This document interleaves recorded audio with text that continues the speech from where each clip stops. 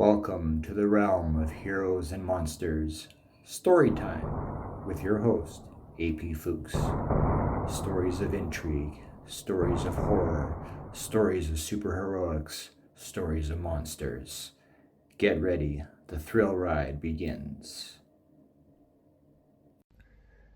Welcome to another episode of the Realm of Heroes and Monsters Story Time with me, your host, AP Fuchs. Now, if you're watching this on YouTube, you can tell the winter beard is getting way out of hand. It's all over the place.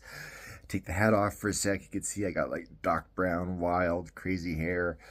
And yeah, we're basically in winter mode in terms of appearance here. So it's nothing spectacular to look at, but it does keep you warm, especially here in Manitoba, where with the wind chill, it can get as low as minus 55 Celsius.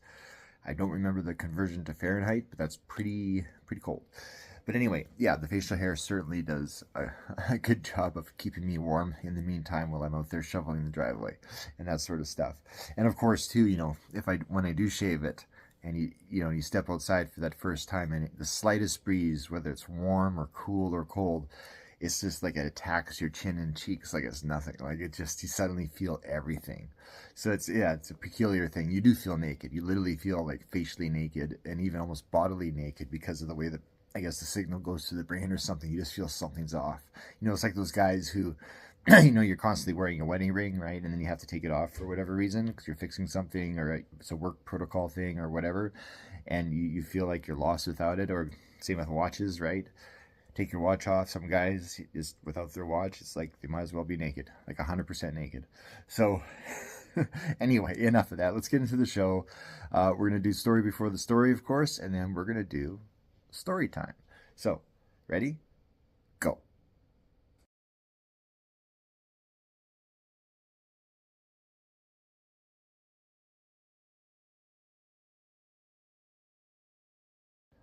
Welcome to Story Before the Story, where this season we're looking at stories being part of our everyday lives, how our whole lives involve stories all the time. And it's true. So we've been doing this topically, and so please review the previous episodes to see what other stuff we've talked about, things like dreams, things like memories, all kinds of storytelling elements. And so for this episode, what we're going to talk about is the online persona, right? So like some of us, let's do social media as an example. It's really good to use it that way. So like, yeah, there's quite a few people on social media, who are just being themselves and doing their own thing and talking about their lives and blah, blah, blah. And we kind of covered this in the previous Story Before the Story segment where we talked about filling in the gaps ourselves of this person's lives, thus creating a narrative so we can connect the dots, therefore creating this person into a character as opposed to who they really are. And we know now from, when you do your scrolling and whatever, you'll come across reels or people doing skits or people doing interviews on the street or whatever. But what's interesting is all these people, not in a fictitious storyline, they're not a character of some kind. They're just being themselves, but they're doing like a reaction video or, like I said, interviews on the street or whatever. And that in and of itself is a character that they're playing. We don't know them. And so a lot of like stuff that obviously that you see online, even from people who are people, is fiction. It's made up. It's an online persona. Especially in the arts community, there are many who have sort of a either artist or writer persona that they kind of portray.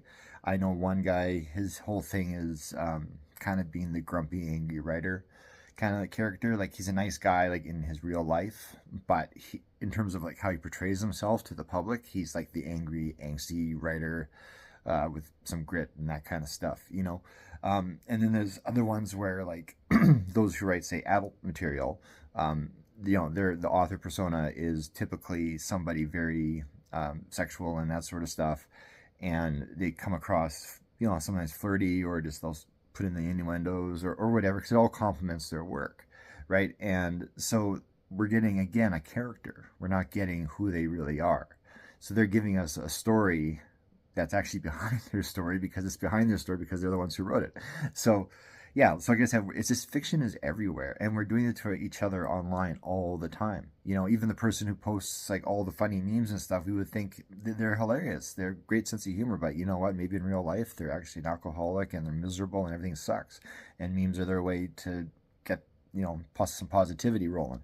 So bottom line is we're all fake online to a degree. And part of the efforts of, at least speaking for myself in terms of my artwork, in terms of my writing, in terms of this podcast, in terms of YouTube videos, everything I do, I'm trying to combat that with, I'm only one voice, of course, amongst, literally billions of people, but I'm trying to combat that with honesty and transparency, and so that you're not getting a character. You're getting as much me as I'm comfortable to share with the rest of the world, So I guess to a degree, actually, I made a mistake there. You are getting a character because you're not getting the whole me.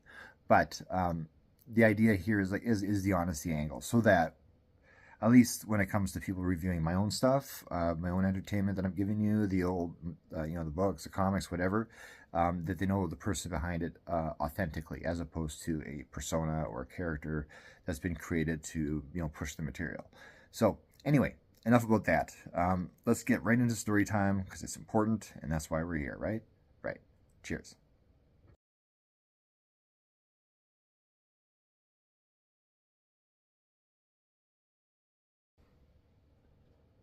Under the World.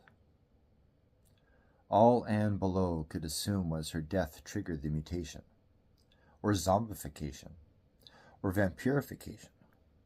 It was pitch black, and she knew exactly where she was. Her coffin, 6 to 8 feet beneath the ground. She had killed herself by hanging, her last memory dangling by a housecoat rope from a beam in her parents' basement. The last thing she saw was the fading image of her barely swinging feet before all went dark. Then she woke up here, surrounded by plush lining and, when she pressed up hard against the lining in front of her, the wood on the other side. Even if she hadn't really died, the embalming process would have done her in. Yet here she was, just fine. She smelled her forearm. It didn't stink of rot nor of any chemical, so that ruled out her having become one of the undead. She felt the same forearm for fur or extra hair in case she had turned into a werewolf, and it was as smooth as it always was. She felt her teeth, thinking maybe she'd find fangs and prove her vampire theory. Instead, they were straight and normal. Anne pressed her palm to her chest, the steady rhythm of her heartbeat beneath her touch, which indicated she was indeed alive. She could think. She was aware. Her mind was clear. Those were indicators her brain was just fine too. But her heart, what was it pumping? Certainly not blood. When embalmed, all natural bodily fluids were drained. She put the tip of her index finger to her teeth while pressing a bulge of skin together against it with her thumb. She bit down hard and pulled. The immediate sharp pain of the bite as she yanked her finger from her mouth made a throb with pain. She placed her finger on her tongue. Warm, coppery blood swarmed her taste buds. Whatever fluids that had been used on her body had either been flushed out or replaced. She put her hand between her legs to see if she expelled the artificial fluids that way, but instead came up dry.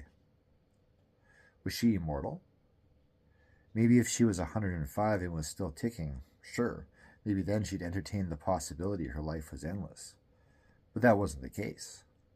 She was only in her early 40s, too early in age to consider living forever. She moved back in with her folks after her husband died and used his life insurance money to help take care of them.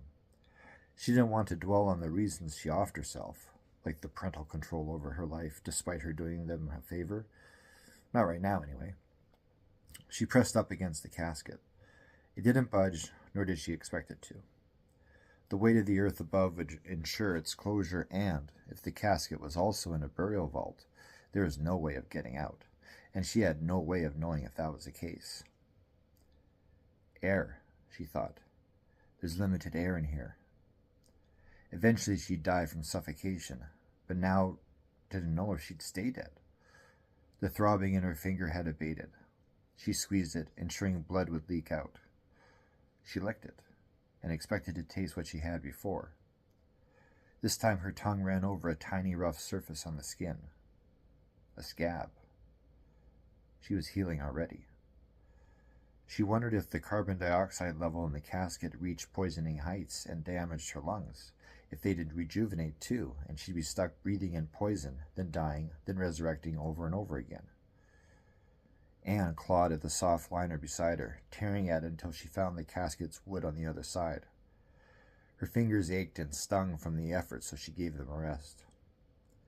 15 or so minutes later, they didn't hurt anymore, and she surmised they had healed too. She checked. They were still rough from her efforts, but the pain was gone. Perhaps if she clawed out the side of the casket, wooden layer just by wooden layer, and squeezed through the opening and climbed up through the earth at an angle, it'd be less weight upon her, and, somehow, she'd get out. Again, that was if there was no burial vault. Can I do anything else? She wondered. She thought of Axioman and his ultra strength. Maybe... She pressed as hard as she could against the casket's lid. It didn't move. No super strength for me, she muttered. I'm screwed. Clawing out the side seemed to be the only option. She tried, scraping her fingers raw against the wood. Her nails broke and her fingers bled. The most she got out of her efforts were the fine slivers of wood that had peeled off the casket. It would take forever just to get through this one spot, never mind make an opening she could fit through. She thought of Axioman again and how he could shoot energy beams from his eyes. She thought of Redsaw and how he could somehow do the same from his hands.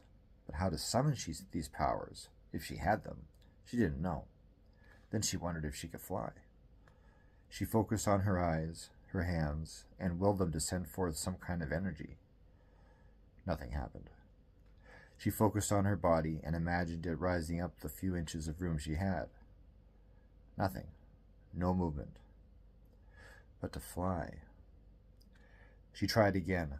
Not that flying inside a cramped casket would be of any help, but at least it'd tell her she could do something special besides rejuvenate. Her fingers were already void of pain. They would be healed over soon, she supposed. Maybe with patience she could claw through the wood. A round of pain, healing, more pain, healing, over and over until she broke through. Anne focused on her body. Up, up, go up. She imagined herself rising off the casket bedding and pressing against its lid. Imagined pressing against it so hard she'd push through whatever was on the other side and emerge above the dirt instead of being here underneath the world.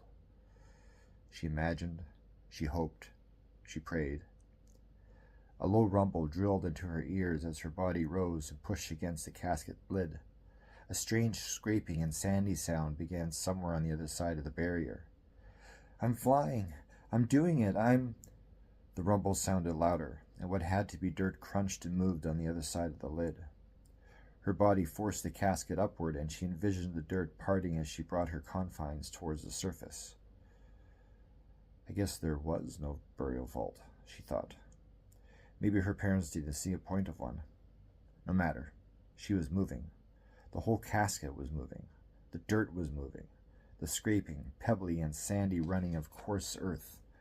Then the sound eased, then stopped completely. Push, she thought. The casket's top and bottom lids burst open and she rose horizontal into the air. The sudden onset of panic kicked in and she flailed her arms and legs as she lost concentration and fell to the ground beside her grave. She lay there, still, and caught her breath. What the hell just happened? She raised her head and looked back over her shoulder. The memorial marker was already installed. For how long it had stood there or how long she had been beneath the earth, it was impossible to tell. Perhaps the air had stayed oxygenated because no breathing had taken place until not long ago. It was dusk now, and the remaining sunlight shone on her name. Anne Billoux, born November 12th, 1974, died November 12th, 2017. Our little girl, always. There was no snow, so she must have been under for 6 months at minimum. 6 months that went by in a blink of darkness, and now here she was, alive, with the ability to heal and apparently move things with her mind. Redeemed, reborn, telekinetic, powerful. She just didn't know where to go from here.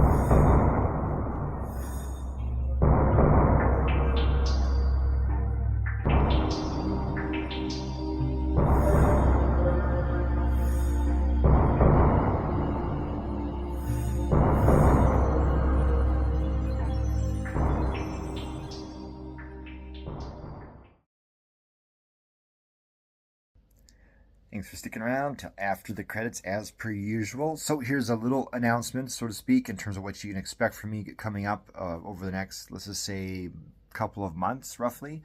What's it going to appear like is I'm going to be kind of not releasing a whole bunch of stuff outside of some content in the podcast and whatever. But behind the scenes, I got a whole pile of stuff happening all at once, being created all at once, being developed all at once. So what's going to end up happening is at some point, there's going to be this avalanche of stuff coming out, just one thing after another. I'll try to space them out a little bit because I don't want to dump everything on everybody at once. But the idea is, like right now, I'm just kind of building up this pile of work that is in the process of being completed. And then what's going to happen is it's just all going to flow outward. And you're going to get everything. And the Kickstarter is part of that project for the Axiom Man figure. So be sure to keep an eye out for that because I really want that figure to succeed. So so that's what I want to just let you know. Like right now it's going to seem kind of like not much is going to be produced in terms of say like, books or comics or whatever. But then all of a sudden it's going to be like, whoom, there it is. So, whoom, there it is. Everybody together. Whoom, there it is. Yeah. All right. Well, on that note, let's do that. There it is together next week. See ya.